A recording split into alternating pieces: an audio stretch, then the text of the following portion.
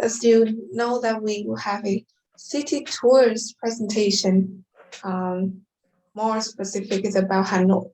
And I am in charge of the Ho Chi Minh Complex, one of the very famous area attractions in Hanoi.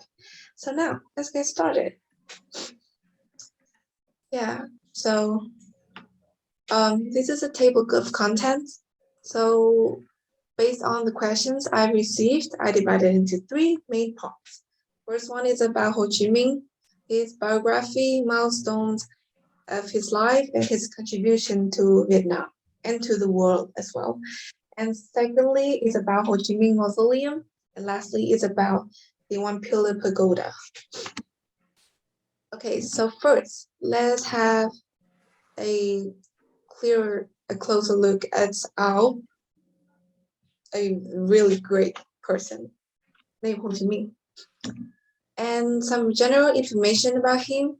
He was born in 19th of May, 1890,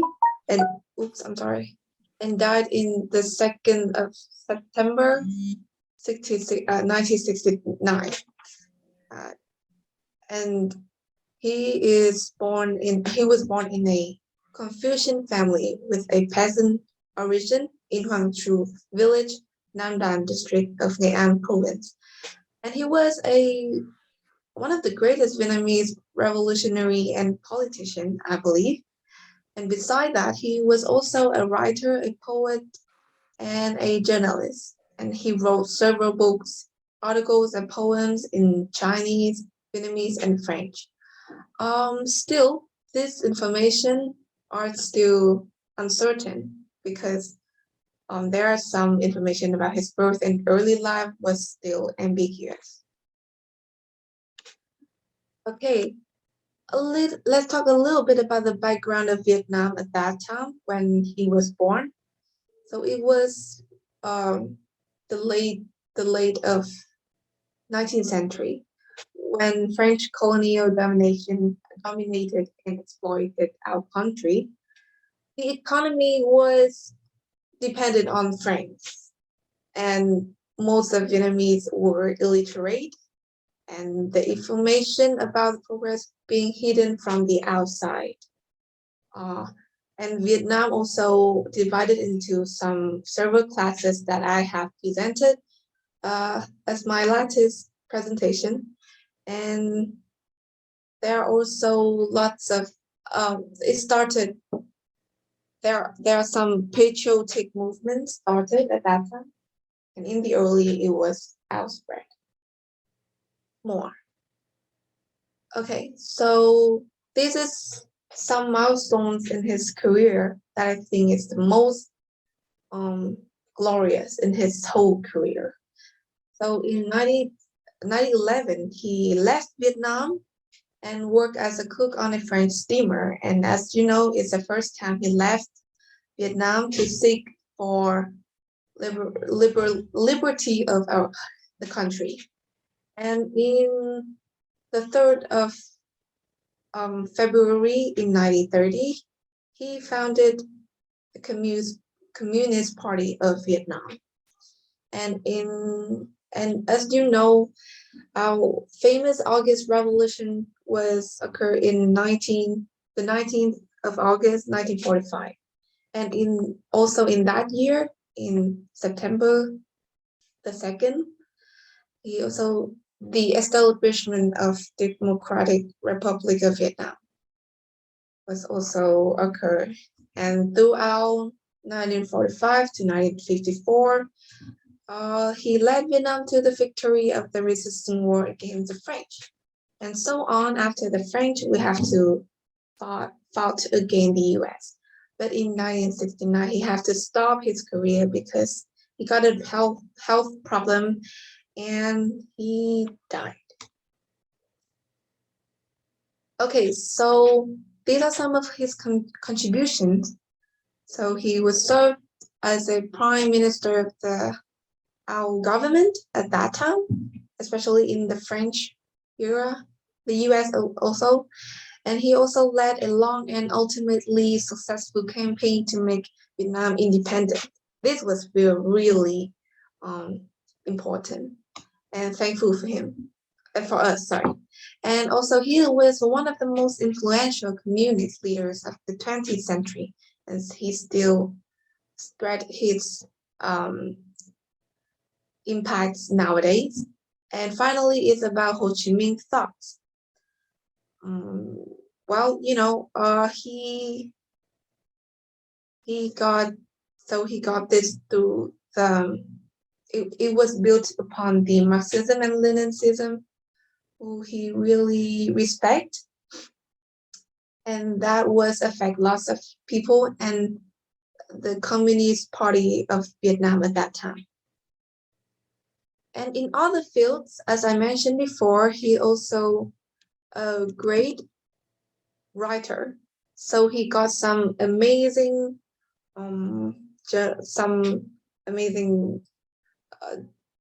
journal at that time and talk about Vietnam, like Lupedia, Cứu Quốc, Nhân dân, Thanh niên, Quân đội Nhân dân, and so on. And also he got some books like Đường Cách Mệnh. I believe in English we say On Revolution. I'm not sure. And this one is the prison diary of Ho Chi Minh, when he is like a set of lots of poems from him when he was in prison in China. And also, yeah, it's just a little letter that he sent all the Vietnamese people. But he made it into a poem. That was cute and was wise from him. I really admire this. And lots of other poems that you can often see in the textbook, literature textbooks. So it is, yeah, I believe that his impact is undeniable, that the image of Ho Chi Minh is widespread as a moral example of a noble personality, and he's also considered a model to be studied. And he also has owns a lot of good qualities that Vietnamese people should follow. And okay, so you know that he is the person that's got lots of proscenium during his entire life. And here's some of his name, like Nguyễn Sinh Cung when he was born, Nguyễn Ái Quốc, Nguyễn Tất Thành, or Văn Ba. So he got lots of name in different era. So Nguyễn Ái Quốc, he gained that name when he lived in France with a group of revolutionaries. Nguyễn Tất Thành was when he was welcomed to his dad's place where his dad lived, the Kim Liên village. And Văn Ba was when he left Vietnam and worked for a French ship. So, and one of his, this picture was wrong. Don't mind this guy. So the meaning of Ho Chi Minh, which is one of his most common name. So it was made when he returned to Vietnam, and during this time, he uses a lot. And this name means the combination of a common Vietnam surname, Ho, with a given name meaning bright spirit or clear will, means Chi, and Minh meaning bright. So it's mixed up, like Bare Vietnamese and Sino Vietnamese. And next up, about his family. Well, there are lots of rumors around the area about his families, and we don't know sure about this. We cannot be sure about this. About his wife and children. He said in many times that he was single and he doesn't want to have a family until Vietnam was liberated. But it is believed that his wife was Giang Sui Ming when he was in China, when he worked in China. But it's still, unclear, and there are also some rumors about his secret children with her, but still there aren't any evidence to prove that. And he also shared that he got 3 godchildren in France, Germany, and Russia. And there are some stories behind this. You can find more. Okay, and that is some sharing about Ho Chi Minh president. And now there is a architectural complex about him in Hanoi, and one of them is Ho Chi Minh Mausoleum, a very famous place attraction most of the tourists will visit when they come to Hanoi. And I believe you guys have been here, and personally, I really like this place. Like the whole place, not only the mausoleum, but Ba Dinh Square as well. So, let's have a look at this place first. As you can see here is when, like the last sight from Vietnamese people look at him. He was in there in the coffin. Yeah, and this is the mausoleum nowadays in the present date. It has lots of trees, and there are some activities, and I think Hanoian love to be here, especially the one who lived in Ba Dinh district. Okay, so the question is the body of Ho Chi Minh in the mausoleum real? And I did some research about it. At first, I didn't know about this. My own thought is that I thought it was fake. And I asked my mom, and I searched the internet, and it say that no, it's just an embalmed embalmed body of the Ho Chi Minh president is preserved in the cool central hall of the mausoleum, and it is protected by military honor guard, and the body lies in the glass cave with dim light. So if you visit inside the mausoleum, you will see it in the center. I've seen it once. Yeah. So I asked my mom, and my mom say that if you say it's fake, it is fake, and it was made of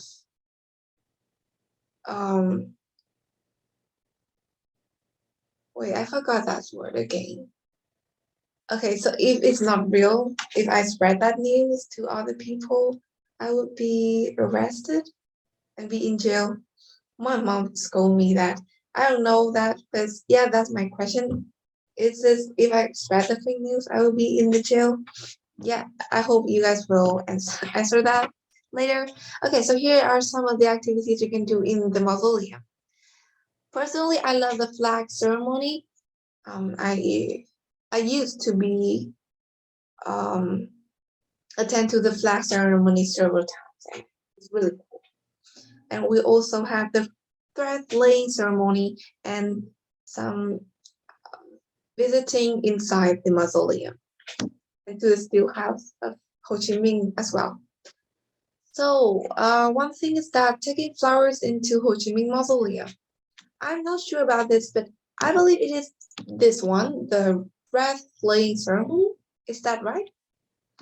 And I think that we definitely can do this because I think it's a way of Vietnamese people to show respect and admiration and gratitude to Ho Chi Minh. Yeah. But I think it's just only done by organization or a group of people rather than individuals. So yeah, in this poem from Vietnam, it also has a line that cái trà hoa dâng bảy 19 mùa. So it means that taking flowers, kind of like that. I think yeah, you can do that in the mausoleum. And lastly, it's about the One Pillar Pagoda. I've been here before, but then it's been a long time I've visited it again. So a brief introduction about this place. So where it was built. It belongs to an architectural complex called Zianhutu, which means extend blessed pagoda. And this pagoda is a historic Buddhist temple in the central Badin district of Hanoi. And when it was built, the original pagoda was built in 1949 and has some additions and was perfected in 1105. And in 1954, the French, the French force destroyed the pagoda and in the First Indochina War. And after that, it was rebuilt, and luckily, the origin structure still maintained to this day. And who built it? It's the Emperor Li Taitung, who ruled the country from 1028 to 1054 during in Li Dynasty. So there are some legends about this pagoda, and the first one is about the reason why it was built, because Li Taitung was believed to be childless, and he dreamed that he met the Bodhisattva Avalokiteshvara. To translate it is Guantheum, who handed him a baby son while seated on a lotus flower. Then he married a peasant girl, and after that she bore him a son. Then so the emperor constructed this temple, this pagoda, in gratitude for, and having been told by a monk named Tui, or we call it Su, to build this temple, this whole temple, by erecting a pillar in the middle of a lotus pond, similar to the one he saw in his dream. And another legend. This one is quite, I don't know, I feel weird when I read it. Is that lenient queen? Okay, so in Vietnamese, it is Lý Thái Hậu, lenient Thái Hậu, and which is Li Taitung's wife, was childless as well, and she was jealous with other women who served the king, and maybe had son with him. So she decided to arrest 72 women and lock them in a dark room of Thượng Dương Palace. And when the king died, the followers have to die as well. So she buried them alive. They died, definitely. And after all, she regretted. Lately, she regret of what she had done. So she built 72 temples to save the soul of the dead ones. So that's why One Pillar Pagoda is one of those temples in the whole complex.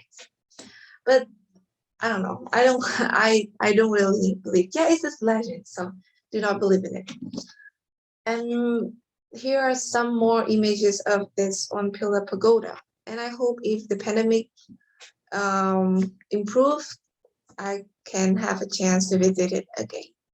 Okay, that is also the end of my presentation. Thank you for listening.